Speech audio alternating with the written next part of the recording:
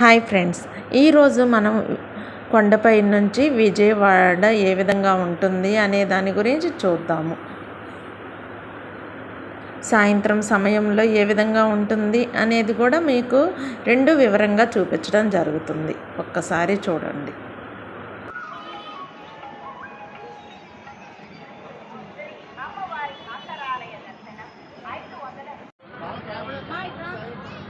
ఇప్పుడు వచ్చేసి కృష్ణా నది దగ్గర ఏ విధంగా ఉంటుంది అనేది కూడా చూద్దాము.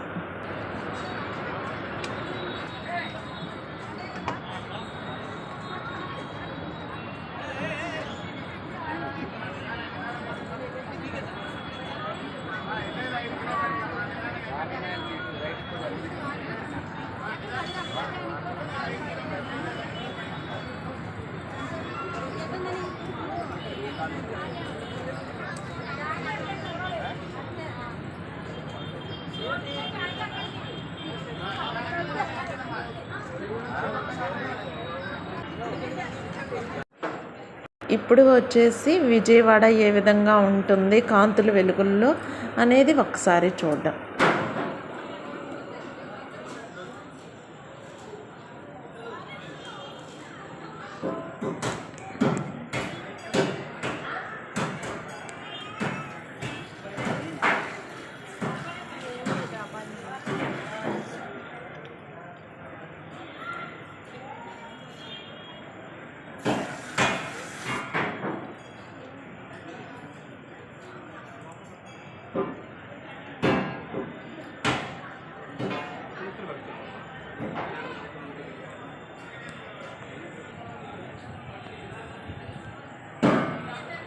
ఇదే ఫ్రెండ్స్, విజయవాడ రంగుల కాంతుల వెలుగుల్లో సాయంత్రం సమయంలో ఏ విధంగా ఉంటుంది, ఉదయం సమయంలో ఏ విధంగా ఉంటుంది అనే దాని గురించి మీకు పూర్తి వివరంగా అర్థమైందని అనుకుంటున్నాను.